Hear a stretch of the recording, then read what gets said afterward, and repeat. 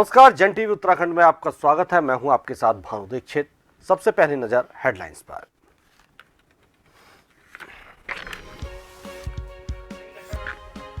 उत्तरकाशी में rescue operation लगातार जारी। रेस्क्यू टीम मजदूरों से महज कुछ ही दूरी पर। सीएम धामी ने भी लिया जायजा। सीएम धामी का हरिद्वार दौरा, ग्लोबल समिट 2023 में की शिरकत, करोड़ों रुपए के एमओयू पर हुए साइन। सीएम ने ग्लोबल समिट में की शिरकत।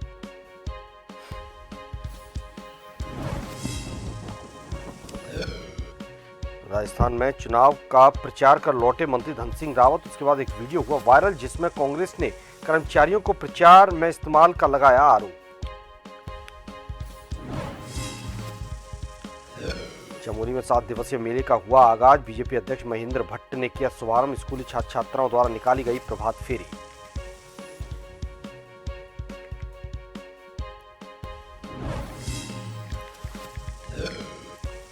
और जम्मू कश्मीर के राजौरी में आतंकी मुठभेड़ में नैनीताल का लाल शहीद। संजय बिष्ट के घर मचा कोहराम। घर पर लगा लोगों का जमावड़ा। 15 दिन पहले ही छुट्टी से लौटे थे।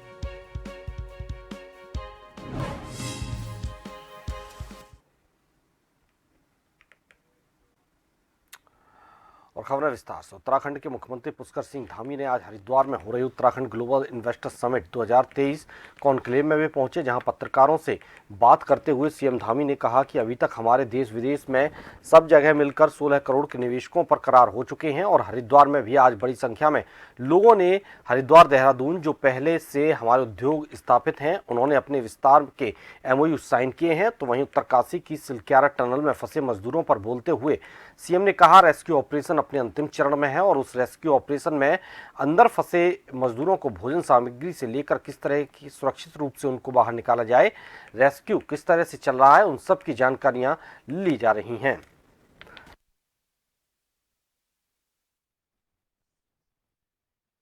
अभी तक हमारे देश विदेश में सब जगह मिलाकर 2 लाख करोड़ के निवेशकों पर करार हो चुके हैं और हरिद्वार में भी आज बड़ी संख्या में लोगों ने हरिद्वार देहरादून जो पहले से हमारे उद्योग स्थापित हैं उन्होंने भी अपने विस्तार के लिए साइन किए हैं। और 8 और 9 दिसंबर को जो हमारा ग्लोबल इन्वेस्टर समिट है, डेस्टिनेशन उत्तराखंड है, उसमें बड़ी संख्या में लोग अभी और आने वाले हैं। हम सभी का आकलन भी कर रहे हैं। उत्तराखंड राज्य की जो जीएसटीपी है वो बढ़े, उसको लेकर हमने काम शुरू किया था। इसके पीछे हमारे उद्योग धंधे जहाँ बढ़ेंगे, हमारे राज्य के नौजवानों को रोजगार मिलेगा, हमारा पलायन कम होगा। उस दृष्टि से जो राज्य के लिए सबसे ज्यादा लाभकारी होंगे, हमने अपने उसमें उनको प्राथमिकता देने का तय किया है। और तो वहीं मुख्यमंत्री पुष्कर सिंह धामी ने शुक्रवार को जिला उत्तरकाशी के मातली में स्थापित अस्थायी कैंप कार्यालय से ही शासकीय पत्रावलियों का निस्तारण किया और सिलक्यारा रेस्क्यू ऑपरेशन की समीक्षा की। दरअसल सीएम धामी सिलक्यारा सुरंग में फंसे श्रमिकों की सकुशलता के लिए बुधवार से ही मातली में ही डटे हैं। शासकीय कार्य बाधित न हो, इसके मद्देनजर मातली से ही सीएम का स्थायी कैंप कार्यालय संचालित हो रहा है। शुक्रवार को मुख्यमंत्री ने जरूरी शासकीय पत्रावलियों को निस्तारित करने के साथ ही अधिकारियों को आवश्यक दिशा निर्देश दिए। शुक्रवार शाम मुख्यमंत्री ने सिलक्यारा पहुंचकर वहां चल रहे रेस्क्यू अभियान का निरीक्षण किया और अभियान में जुटी टीम से वार्ता कर आवश्यक जानकारी ली। बता दें कि सीएम धामी लगातार रेस्क्यू और राहत बचाव कार्यों की मॉनिटरिंग कर रहे हैं।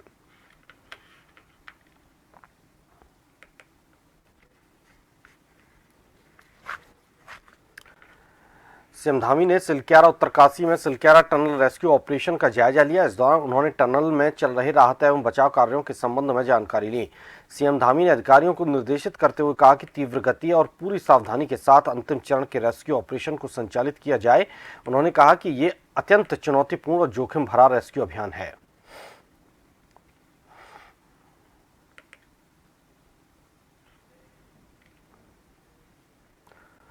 तो वहीं इंटरनेशनल टनलिंग अंडरग्राउंड स्पेस के अध्यक्ष अर्नोल्ड डिक्स ने शुक्रवार को कहा कि बचाव दल सुरंग के अंदर फंसे 41 मजदूरों को सुरक्षित बाहर निकालने के लिए अपना बेहतरीन दे रहे हैं। अर्नोल्ड डिक्स ने कहा, हम कल इसी समय मजदूरों के बाहर आने की उम्मीद करते हैं। बता दें कि सुरंग में फंसे 41 मजदूरों को बाहर निकालने के लिए युद्ध स्तर पर रेस्क्यू ऑपरेशन जारी है।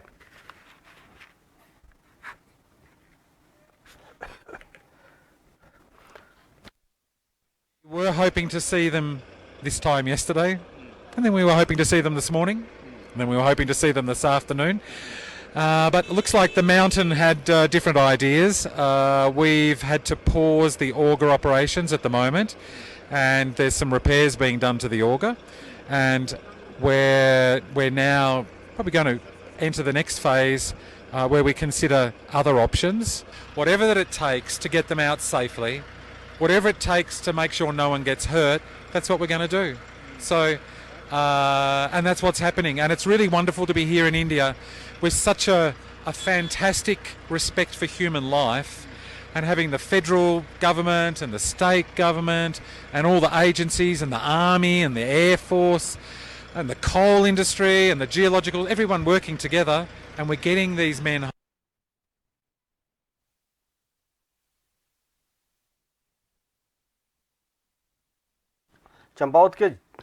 चंपावत जिले के बाराकोट लड़ी धूरा मंदिर में आज उत्तरकाशी के निर्माणाधीन सिलक्यारा टनल में फंसे 41 मजदूरों की सलामती के लिए क्षेत्रीय लोगों द्वारा पूजा अर्चना की गई। लड़ी धूरा शैक्षिक और सांस्कृतिक मंच के अध्यक्ष नागेंद्र जोशी ने बताया कि उन्होंने आज क्षेत्रीय लोगों के साथ मां भगवती से टनल में फंसे 41 मजदूरों के बचाव और राहत कार्य में आ रही सभी बाधाओं को दूर कर उन्हें सही सलामत निर्माण बंद टनल से बाहर निकालने के लिए प्रार्थना की गई।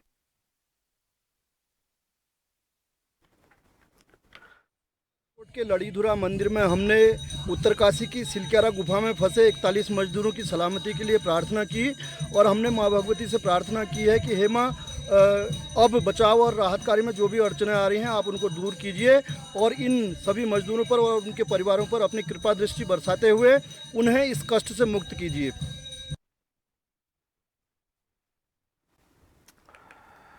तो वहीं भारत के विश्व के सबसे खूबसूरत जगह में से एक ओली को मिनी स्विट्जरलैंड के नाम से भी जाना जाता है, जहां एशिया की सबसे लंबी और सबसे बड़ी रोपवे चलती है। लेकिन पिछले एक साल से जोशीमठ नगर में भूधसाव और दरार के चलते रोपवे भी बाधित पड़ी हुई है, जिस कारण जोशीमठ नगर के लगभग सारे होटल, कारोबारी से लेकर स्थानीय दुकानदार तक भुखमरी के कगार पर हैं। इस मामले में जोशीमठ नगर के होटल कारोबारी से लेकर स्थानीय लोगों का कहना है कि एक साल बीत जाने के बाद भी आज तक रोपवे का निर्माण कार्य नहीं करवाया गया।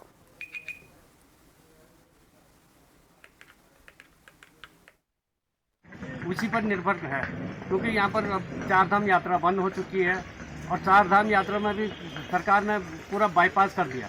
एकमात्र जोशीमठ के लिए सारा रोपवे है, जो ओली में आते हैं पर्यटक आते हैं रोपवे के कारण। अब वो पूरी तरह बाधित होने के कारण यहाँ के स्थानीय लोग, यहाँ के व्यापारी बहुत बुरी स्थिति में है, क्योंकि लोगों ने लोन लेकर बड़े बड़े होटल बना रखे हैं। अब वो लोग भूखमरी के कगार पर पहुँचने वाले हैं। यहाँ पे जब रोपवे चलता तो चहल पहल रहती थी, अब इतनी हालत हो गई कि चाय मतलब बिजली का बिल भी मुश्किल से आ रहे हैं। मतलब टूरिस्ट प्लेस है यहाँ पे, मतलब चहल पहल रहती थी, काफ़ी लोग आते थे यहाँ पे। रोपवे अब बंद होने के साथ एक साल से क्या हाल है कि बिजली का बिल भी नहीं दे पा रहे हैं। जहाँ रोपवे बंद होने से इसकी भी सर्वे होनी चाहिए थी, लेकिन कोई सर्वे नहीं हुई है। एक मोटा अंदाज़ा कि जैसे जब जनवरी में हमारे जोशीमठ में भूधसाव हुआ था, तो ये हुआ था कि बस कहाँ जाएंगे, कहाँ रहेंगे, कब उठेंगे, कब जाएंगे। लेकिन आज जब से भूधसाव कम हुआ है, सरकार भी सो गई है, और जो रोजगार के जो संसाधन थे वो हमारे समाप्त कर दिए गए हैं। शुक्रवार को सीओ चंपावत विपिन चंद्र पंत ने लोहाघाट थाना और फायर स्टेशन का अर्धवार्षिक निरीक्षण किया। निरीक्षण के दौरान सीओ पंत ने थाने के मालखाने, हथियारों, लॉकअप, टीयर गैस, रेस्क्यू उपकरणों, कार्यालय अभिलेखों का गहनता से निरीक्षण किया। सीओ पंत ने थाने में दर्ज हुए मुकदमे और उन पर हुई कार्रवाई की जानकारी ली। एसओ सुरेंद्र सिंह कोरंगा से ये जानकारी ली। सीओ पंत ने बताया कि निरीक्षण के दौरान ज्यादा कमियां नहीं पाई गई। जो कमी पाई गई है उसे जल्द दुरुस्त करने के लिए निर्देशित एसओ लोहाघाट और एफएसओ को दे दिए गए हैं।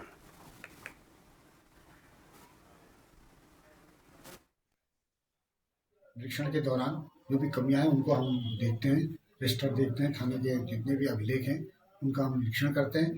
थाने के असला का उसको भी हम देखते हैं कि सही स्थिति में है या नहीं है। जो कमियां पाई जाती हैं उनको थानाध्यक्ष को बताया जाता है, और जो कंडम से संबंधित सामान है उनको हम उनको निर्देशित करते हैं कि वो पुलिस लाइन में जमा करें और नया सामान वहाँ से इशू कराएं। और अपराधों के बारे में भी हमारी समीक्षा होती है, और सब इंस्पेक्टर के वार इन्वेस्टिगेशन का वार होता है तथा क्राइम के संबंध में भी हमारा समीक्षा होकर जो क्राइम से संबंधित में जो भी दिशा निर्देश होते हैं वो थानाध्यक्ष को दिए जाते हैं। नारायणपुर जिले के छोटे डोंगर के आमदई खदान में हुई आईईडी ब्लास्ट की चपेट में आने से 2 मजदूरों की मौत हो गई। बता दें कि आमदई खदान में सुबह मजदूर अपने कार्यालय में लगे हुए थे, तभी एक जोरदार धमाका हुआ। आईईडी ब्लास्ट में एक मजदूर की मौत की पुष्टि हुई थी, तो वहीं एक मजदूर के लापता होने की भी बात निकली थी, जिस पर स्थानीय पुलिस द्वारा सर्चिंग अभियान चलाया गया तो घटनास्थल के कुछ दूर पर लापता मजदूर का शव मिला, जिसे पुलिस द्वारा स्थानीय अस्पताल ले जाया गया।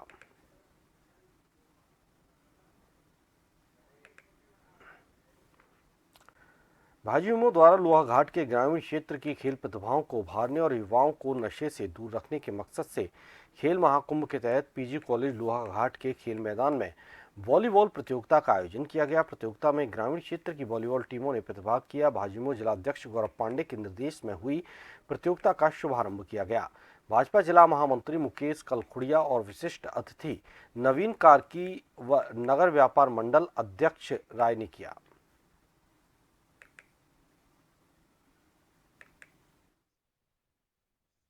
धन्यवाद देना चाहूँगा अपने प्रदेश के यशस्वी मुख्यमंत्री जी को, जिन्होंने इस खेल महाकुंभ के माध्यम से भारतीय जनता पार्टी ने एक मुहिम चलाई है, जो कि युवा मोर्चा के माध्यम से हम इसको अपने ग्रामीण क्षेत्र में, अपने पूरे प्रदेश में खेल प्रेमियों को आगाह करना चाहते हैं और खेल करने वाले युवाओं को प्रोत्साहन करने के लिए हमने एक नई योजना चलाई है युवा मोर्चा के माध्यम से, जो कि पूरे प्रदेश में हर मंडल में, हर जिले में ये कार्यक्रम हो रहा है। लोहाघाट में वॉलीबॉल प्रतियोगिता का आयोजन किया गया है।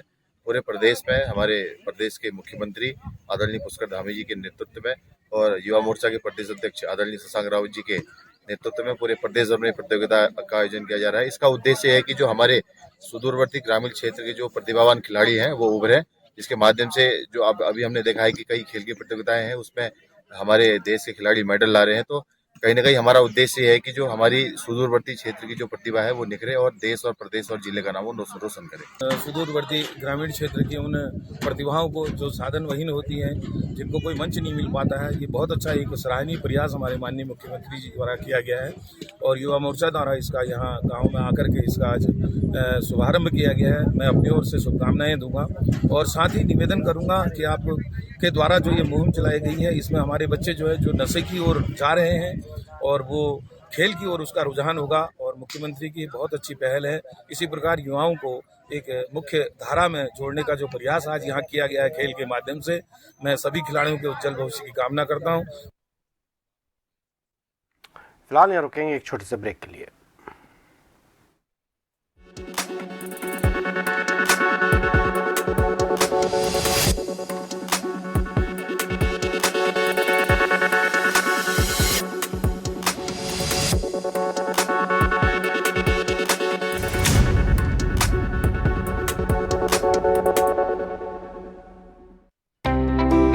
आपका वोट देश के लोकतंत्र की नींव है।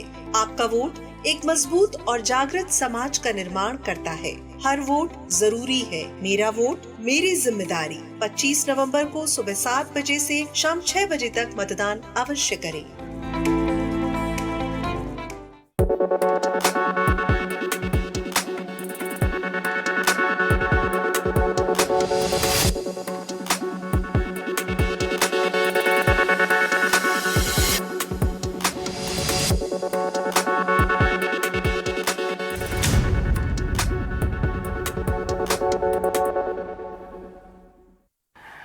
जहां इन्वेस्टमेंट समिट को लेकर देहरादून में तैयारियां तेज हो गई हैं। डेलीगेट्स और मेहमानों की यात्रा सकुशल बनाने के लिए सड़कों को बेहतर बनाया जा रहा है। दरअसल दिसंबर के दूसरे हफ्ते में उत्तराखंड के देहरादून में ग्लोबल इन्वेस्टमेंट समिट आयोजित होने जा रही है, जिसके लिए सड़कों की चौड़ीकरण, गड्ढे को भरने और निर्माण कार्य किए जा रहे हैं।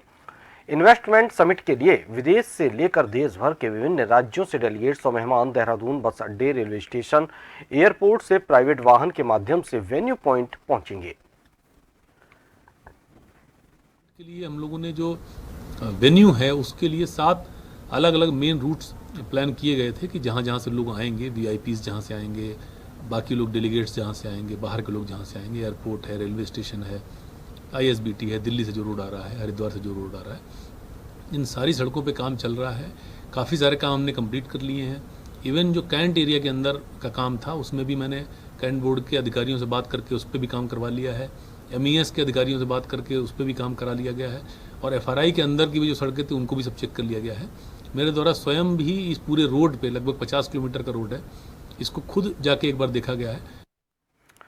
कोतवाली पुलिस ने कोटद्वार भावर में हो रहे अवैध खनन पर शिकंजा कसना शुरू कर दिया है। पुलिस ने आपदा के बाद नदियों में हो रहे अवैध खनन को रोकने के लिए चलाए गए अभियान के तहत सुखरो समेत अन्य नदियों से अवैध खनन से भरी करीब 20 ट्रैक्टर ट्रॉलियों के चालान किए गए हैं। बता दें कि इससे पहले भी पुलिस द्वारा अवैध खनन से भरी ट्रैक्टर ट्रॉलियां सीज की गई हैं।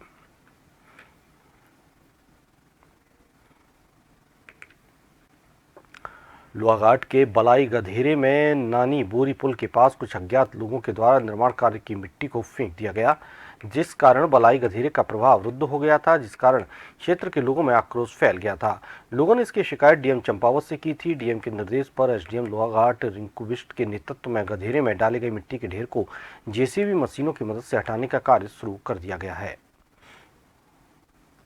में कुछ लोगों के द्वारा, जो कि अनाम लोग हैं, उनके द्वारा बलाई पुल में जो गधेरा बह रहा है उसमें मिट्टी डाल के उसको अवरुद्ध कर दिया गया था। शिकायत संज्ञान में आने पर आज इसको साफ किया जा रहा है और गधेरे को का जो प्रवाह अवरुद्ध हुआ था उसको पूरा क्लियर कराया जा रहा है।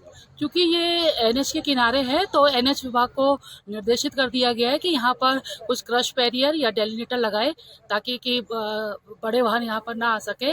इसके साथ ही कुछ हम डंपिंग जोन भी चिन्हित करने की कार्रवाई करें। काशीपुर में सामाजिक संस्थान बाल सुंदरी परिणय सेवा संस्था के द्वारा 7वां सामूहिक विवाह समारोह का आयोजन किया गया, जिसमें 21 गरीब परिवार गरीब कन्याओं के विवाह संपन्न कराए गए। बता दें कि 21 दूल्हे घोड़ी बग्गी पर सवार होकर बैंड बाजे के साथ भगवान शिव पार्वती के प्रतीक स्वरूप झांकी के साथ हर्षोल्लास के साथ नाचते गाते चैती मेला प्रांगण में लगे टेंट में पहुंचे। बता दें कि बारातों का स्वागत समिति के अध्यक्ष आनंद कुमार और समिति के उपाध्यक्ष विजय चौधरी और अरुण कुमार वर्मा और धीरेन्द्र तिवारी पूर्व थाना अध्यक्ष और मीडिया प्रभारी के द्वारा स्वागत किया गया।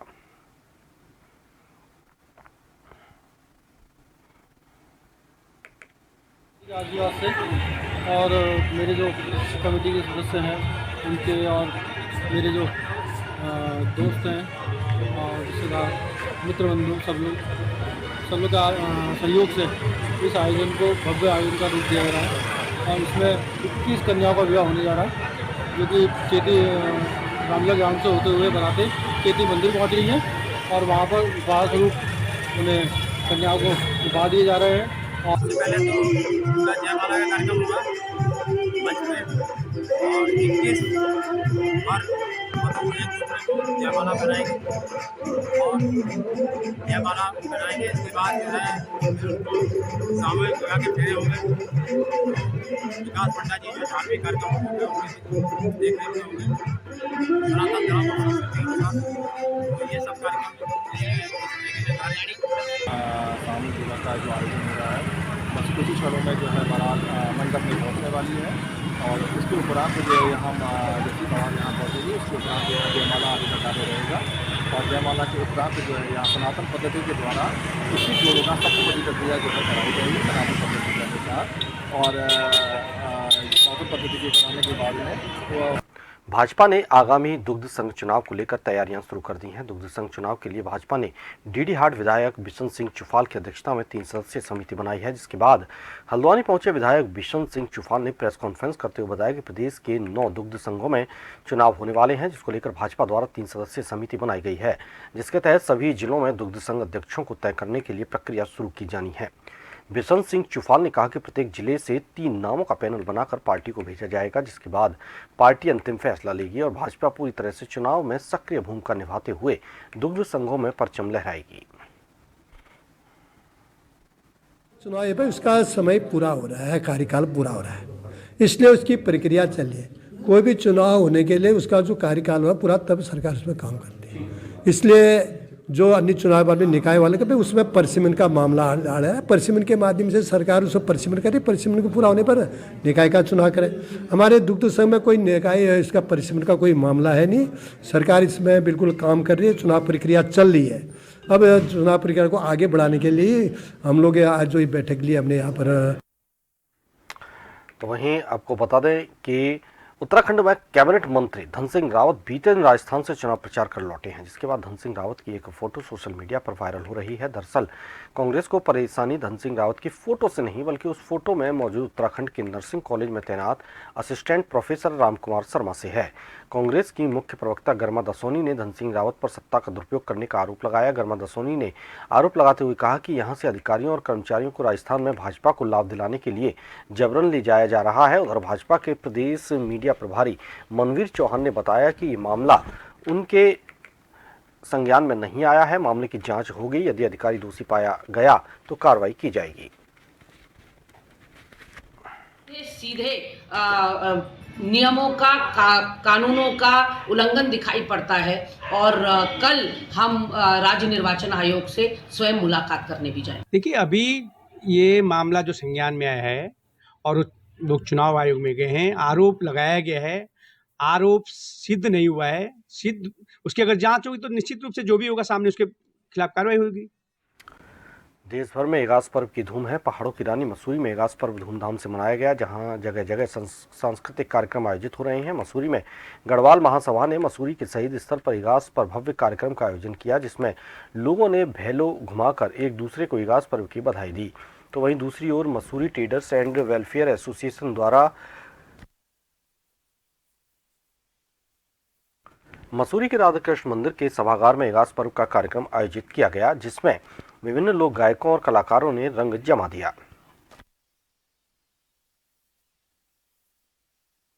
सबसे बड़ा त्यौहार है वो इगास है, और पुरानी ग्रंथों के हिसाब से चले, चाहे वो दिवाली के 11वें दिन, आज एकादशी के दिन इगास त्यौहार जो बनाया जाता है वो उत्तराखंड में बड़ा प्रचलित है। मसूरी में ये 15 वर्ष पूर्व ये प्रदीप भंडारी जी द्वारा ये इगास का पर्व शुरू करा गया था। आज हमारे द्वारा ये संस्था द्वारा इस इगास पर्व का शुभारंभ करा गया। इस वर्ष 2023 में उजाले का पर्व है ये, और हम ये मानते हैं कि ये पर्व हम सबकी जिंदगियों में उजाला लाएगा, खुशहाली लाएगा, मसूरी को नई राह दिखाएगा। इगास पहाड़ का बहुत ही सुंदर एक त्योहार है। इसमें माना जाता है, कई दंत कथाएं इसमें हैं कि जैसे कि 11 दिन के बाद, दिवाली के 11 दिन के बाद इगास आती है। कई बार ये भी कहा जाता है कि राम ने जब रावण पे विजय पाई थी, जब वापस आए थे तो इगास का त्योहार मनाया गया था। राम जी ने जब लंका पे विजय प्राप्त की थी, इस खुशी में भी दिवाली मनाई और इगास मनाया जाता है। और हम लोगों ने, सबने गढ़वाल सभा वालों ने मिलके बहुत सारी अपने पारंपरिक सांस्कृतिक जो हमारे व्यंजन है वो बनाए हैं, जैसे दाल के पकौड़े, उड़द की दाल के पकौड़े बनाए हैं, गुलगुले और स्वाले और चटनी बहुत सारी, और हम आपस में सब मिलके सेलिब्रेट कर रहे हैं। खुशी उत्साह का त्योहार है हम पहाड़ियों का, और इसमें जो कहानियां प्रचलित हैं वो एक माधव सिंह भंडारी की भी है कि वो लड़ाई के लिए गए थे तो दिवाली तक वापस नहीं आए थे, तो कहते हैं वो 11 दिन बाद वापस में आए थे, तो उसकी खुशी में भी गढ़वाल में दीपोत्सव किया गया था, उस खुशी में भी मनाते हैं। और दिवाली की जो 11 दिन बाद खबर मिली थी कि उत्तराखंड में लोगों को कि राम जी वापस आए हैं, उसकी खुशी में 11 दिन बाद मालूम हुआ था, तो तब भी ये दिवाली इस उसमें मनाई जाती है। हम लोगों में से बूढ़ी दिवाली भी कहते हैं। तो वहीं सचिव जिला विधिक सेवा प्राधिकरण चंपावत शिवानी पसबोला न्यायिक बंदीगृह लोहाघाट पहुंची, जहां उनके द्वारा सभी बंदियों की समस्याओं को गंभीरता से सुनते हुए समस्या के समाधान का भरोसा दिया। सचिव शिवानी पसबोला ने बताया, जिला विधिक सेवा प्राधिकरण अधिवक्ता रखने में असमर्थ बंदियों को निःशुल्क अधिवक्ता उपलब्ध कराने के साथ साथ अन्य कानूनी मदद मुहैया करवाता है। इस दौरान उन्हें सभी बंदियों को अपनी अपनी बैरकों को साफ स्वच्छ रखने और नशे से दूर रहने की अपील की गई। इस दौरान उन्होंने बंदियों से भोजन, स्वास्थ्य एवं अन्य समस्याओं के बारे में जानकारी ली। घर की जो भी परेशानियां होती हैं, जैसे मान लीजिए कई लोगों के पास कोई पैरवी करता नहीं है, फैमिली में कोई फैमिली मेंबर ही नहीं है, या किसी की आर्थिक स्थिति ऐसी नहीं है कि निःशुल्क अधिवक्ता मिल सके, तो वैसे जो भी विचाराधीन बंदी है उन्हें हम निःशुल्क अधिवक्ता देते हैं। और यदि ऐसे हैं कि जिनकी जमानत हो गई है और वो जमानत पेश नहीं कर पा रहे हैं, तो जो भी एज पर लॉ उनको हमारी तरफ से जो भी उनको सुविधा दी जा सकती है वो हम देते हैं न्यायालयों के माध्यम से। गुरुवार को उत्तराखंड का लोक पर्व इगास सीएम धामी के चंपावत जिले में काफ़ी धूमधाम से मनाया गया, जहां लोहाघाट के रामलीला मैदान में एसडीएम लोहाघाट रिंकू बिष्ट के दिशा निर्देश और पालिका अध्यक्ष गोविंद वर्मा के नेतृत्व में एक शानदार कार्यक्रम का आयोजन किया गया। इस दौरान एसडीएम लोहाघाट रिंकू बिष्ट ने दीप जलाकर कार्यक्रम का शुभारंभ किया। क्षेत्रवासियों को इगास पर्व की शुभकामनाएं दी। हमारा लोक पर्व है पूरे उत्तराखंड का, और उसमें देखिए यहाँ पर कल्चरल प्रोग्राम किए गए हैं, संगीत वर्ग चला है, और जो एक हमारा पहलू जिसे हम कहते हैं ये भी बनाया गया है, बहुत धूमधाम से मनाया गया है। सभी अधिकारी यहाँ पे उपस्थित है, सभी जनता भी यहाँ पे उपस्थित है, तो बड़े धूमधाम से ये मनाया जा रहा है। उत्तराखंड के चंपावत में जिला कलेक्टर ने संकल्प यात्रा को हरी झंडी दिखाकर रवाना किया। डिजिटल वैन के माध्यम से योजनाओं की जानकारी दी जाएगी। सभी न्याय पंचायतों में स्वास्थ्य कैंप और बहुउद्देशीय शिविरों का आयोजन भी किया जाएगा। जिलाधिकारी नवनीत पांडे ने बताया कि कार्यक्रम को भव्य एवं सफल बनाने के लिए जनपद स्तर पर नोडल अधिकारियों की तैनाती की गई, जिसमें बैठकों का समन्वय एवं कैंपों हेतु स्थान चयन के लिए खंड विकास अधिकारी की तैनाती की गई। यात्रा में आज जनपद चंपावत उत्तराखंड में विधिवत आज इस यात्रा का प्रारंभ हो रहा है। अगले 2 माह में 313 ग्राम सभाओं में हमारी ये यात्रा चलेगी। प्रत्येक ग्राम सभा में एक नोडल अधिकारी नामित किए गए हैं। वो सुनिश्चित करेंगे कि भारत सरकार की हर वो योजना और राज्य सरकार की हर वो योजना जिसमें लाभार्थियों को पात्र बनाया जा सकता है उनका सूचीबद्ध करेंगे। इसी के साथ इस बुलेटिन में फिलहाल इतना ही। आप देखते रहिए जन टीवी।